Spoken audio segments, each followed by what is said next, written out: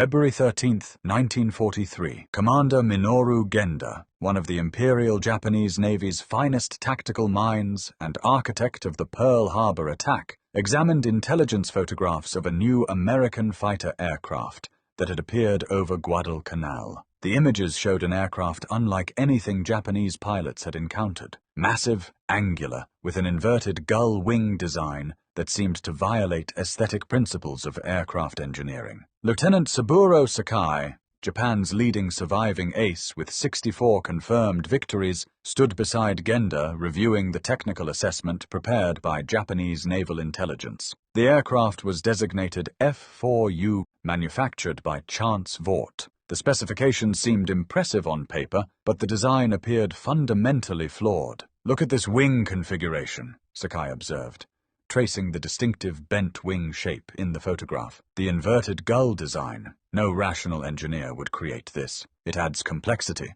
increases structural weight, creates maintenance problems. The Americans have built an aircraft that looks like it was designed by committee, each part chosen without regard for the whole." Genda nodded, studying the massive engine cowling that dominated the aircraft's nose. "The engine is enormous, a Pratt & Whitney R2800 producing 2,000 horsepower, more power than any fighter needs. This suggests the aircraft is heavy, probably over-engineered. The Americans cannot match our Zero's elegant simplicity, so they compensate with brute force." The intelligence assessment confirmed their visual impression. The Corsair weighed 12,500 pounds fully loaded, nearly double the Zero's weight. It was powered by an 18-cylinder radial engine that consumed fuel at prodigious rates. The bent wing design required complex manufacturing that Japanese engineers considered inefficient. Most damning, early reports indicated the aircraft had poor low-speed handling characteristics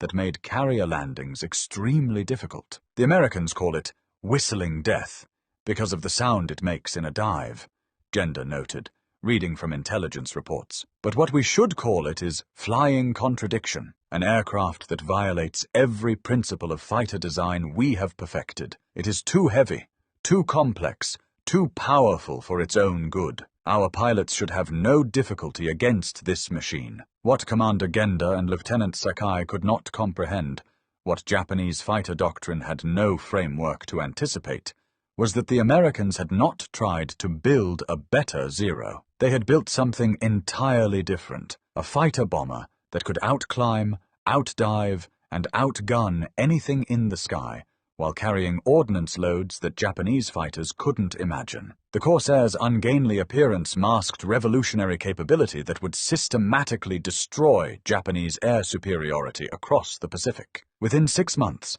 Sakai would be shot down by a Corsair, suffering injuries that would end his combat career. Within a year, Japanese pilots would refuse to engage Corsairs in certain tactical situations. Within 2 years, the aircraft Genda had dismissed as poorly designed would achieve an 11-to-1 kill ratio, the best of any American fighter in the Pacific theater. The F-4U Corsair had emerged from a 1938 Navy requirement for a carrier-based fighter with performance that exceeded anything currently flying. Chance Vaught's chief designer, Rex Beisel, made a decision that would define the aircraft. He would build around the most powerful engine available, the Pratt & Whitney R2800 Double Wasp, producing 2,000 horsepower. This decision created immediate engineering challenges. The massive engine required a large propeller, 13 feet in diameter, to absorb the power. A conventional straight-wing design would require impossibly long landing gear to provide propeller clearance. Beisel's solution was the inverted gull wing,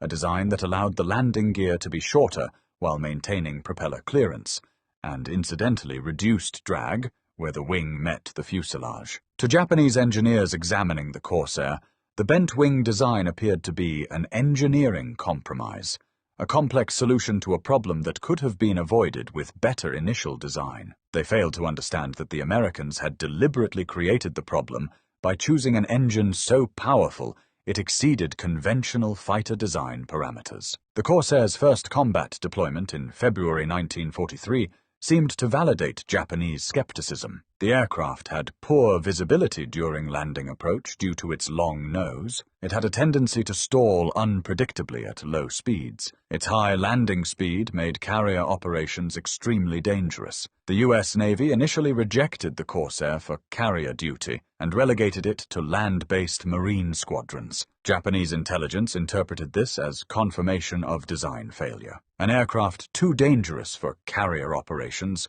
the primary mission it was designed for, obviously had fundamental flaws. What they missed was that the Marines were enthusiastically adopting the Corsair, despite its landing characteristics, because its combat performance was extraordinary. Major Gregory "Pappy" Boyington, commander of VMF 214 Black Sheep Squadron, flew his first combat mission in a Corsair on September 16, 1943. His assessment after that mission would prove prophetic. This airplane is a monster. It climbs like a homesick angel, dives faster than anything the Japs have, and has so much power you can perform maneuvers that would tear apart a Zero. It's ugly as sin and handles like a truck on landing. But in combat, it's the most lethal thing I've ever flown. The first major engagement between Corsairs and Japanese fighters occurred over Bougainville on November 11, 1943. Marine Fighting Squadron 215, flying F-4US, intercepted a formation of 50 Japanese aircraft, mostly Zeros with some bomber escorts. The Corsairs were outnumbered roughly 2-1. The engagement lasted 20 minutes. The Corsairs shot down 17 Japanese aircraft without losing a single F-4. Japanese pilots reported encountering fighters with performance characteristics they had never experienced. Aircraft that could dive away from attacking Zeros at speeds that made pursuit impossible, that could climb vertically when Zeros would stall, that could absorb battle damage that would have destroyed lighter aircraft. Lieutenant Junior Grade Takeo Tanemizu, one of the few Japanese pilots to survive the engagement, reported to his commanders, "We engaged the bent-wing American fighters. They are not like the Wildcats or the P-40S. These aircraft are faster than our Zero in level flight, faster in the dive, and can climb with us despite being much larger. We achieved firing position multiple times. Our 20mm cannon struck their aircraft repeatedly. They did not fall. When we tried to pursue damaged aircraft, they simply dove away at speeds we cannot match. We shot them. They fly away. We cannot catch what we cannot match for speed." The tactical revelation was that the Corsair operated according to different rules than the Zero. Japanese fighter doctrine emphasized sustained turning combat, dogfighting where the most maneuverable aircraft won. The Zero had been optimized for this combat style, sacrificing speed, armor, and firepower for turning ability. The Corsair rejected this entire paradigm. It was built for boom and zoom tactics, diving attacks from altitude, firing its 6.50 caliber machine guns during high-speed passes, then climbing back to altitude before Japanese fighters could respond. The Corsair pilot never turned with Zeros. He didn't need to. He simply used superior speed and climb rate to maintain energy advantage. Marine pilots discovered that the Corsair's 2,000 horsepower engine gave them tactical options that had never existed before. If a Zero got on their tail, they could simply push the throttle forward and accelerate away. If they needed altitude, they could climb at 3,000 feet per minute, faster than any Japanese fighter could follow. If they took damage, the aircraft's rugged construction and armor plating allowed them to survive hits that would have destroyed a Zero. By December 1943, Japanese pilot reports were describing the Corsair with terms that revealed growing psychological impact. They called it whistling death because of the distinctive sound produced by air passing through the wing oil coolers during high-speed dives. They warned new pilots never to attempt turning combat with Corsairs. They acknowledged that the bent-wing American fighter had performance superiority that Japanese aircraft could not match. Commander Saburo Sakai encountered a Corsair for the last time on August 7, 1943. Flying a Zero over Rabaul, Sakai achieved perfect firing position on a Corsair that appeared not to have seen him. He closed to 200 yards and fired his 20mm cannon. He observed hits on the Corsair's wings and fuselage. The Corsair did not fall.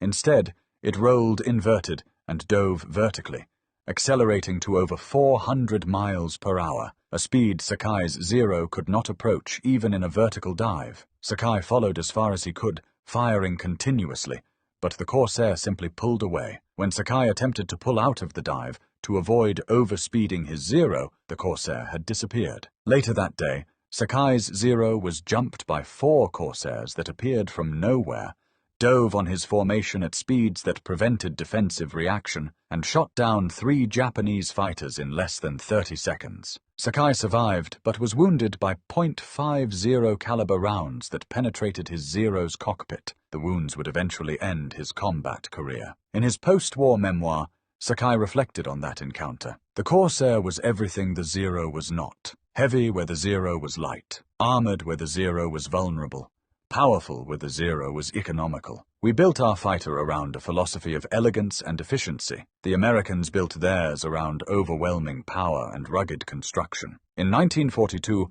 our philosophy was winning. By 1944, their philosophy was unstoppable. The statistics bore out Sakai's assessment. By mid-1944, Corsair squadrons were achieving kill ratios that exceeded every other American fighter. Marine Fighting Squadron 214, Pappy Boyington's Black Sheep, achieved 126 confirmed kills against 5 losses, a 25-to-1 ratio. Marine Fighting Squadron 215 recorded 137 kills against 8 losses, a 17-to-1 ratio. Across all Corsair squadrons in the Pacific, the aggregate kill ratio was 11-to-1. More significantly, the Corsair was accomplishing missions that the Zero could never attempt. The bent-wing fighter routinely carried 2,000 pounds of bombs, or 8 5-inch rockets, in addition to its 6.50 caliber machine guns. It could function as a fighter bomber, destroying ground targets, then engaging Japanese fighters on equal or superior terms. The Zero, built for pure air-to-air combat, could carry minimal ordnance and had to jettison external loads if engaged by fighters. Japanese pilots began reporting behavioral changes driven by Corsair encounters. Lieutenant Kaneyoshi Muto, flying from Rabaul in early 1944, recorded in his diary, "Orders are to avoid combat with Corsairs if possible. Engage only if we have altitude advantage and can attack from above. Do not pursue damaged Corsairs. They will simply dive away faster than we can follow. Do not attempt turning combat. They will use their power to extend away, then attack from a new vector. The Americans have built a fighter that makes our tactics obsolete." By February 1944, exactly 1 year after Commander Genda had dismissed the Corsair as poorly designed, Japanese air doctrine had fundamentally shifted. Fighter tactics that had dominated the Pacific from 1941 to 1943 no longer worked against American fighters with superior speed and power. Japanese pilots who had been trained in turning combat found themselves facing opponents who refused to turn, who attacked and disengaged at speeds that made counterattack impossible. The Corsair's distinctive appearance, the feature that had made Japanese pilots laugh when they first saw it, became a source of fear. The bent wings were instantly recognizable. When Japanese pilots spotted that distinctive silhouette, they knew they faced an aircraft that could outperform them in almost every category except sustained turning radius. And the Corsairs never stayed in turning fights long enough for that advantage to matter. Lieutenant Commander Shogo Takuchi, commanding a Zero squadron defending Truk in early 1944, experienced the full reality of Corsair superiority during a raid on February 17th. His 18 Zeros intercepted a strike group that included 12 Corsairs as escort fighters. The combat lasted 15 minutes. The Japanese lost 11 Zeros. The Corsairs lost none. Takeuchi's after-action report revealed complete tactical helplessness. The American bent-wing fighters attacked from altitude using diving tactics. We attempted to counter using climbing turns, our standard defensive maneuver. The Corsairs simply extended vertically, climbing with us despite having higher speed. When we leveled off, they attacked again from above. We could not escape by diving. They followed faster than we dove. We could not escape by climbing. They climbed faster than we could. We could not turn with them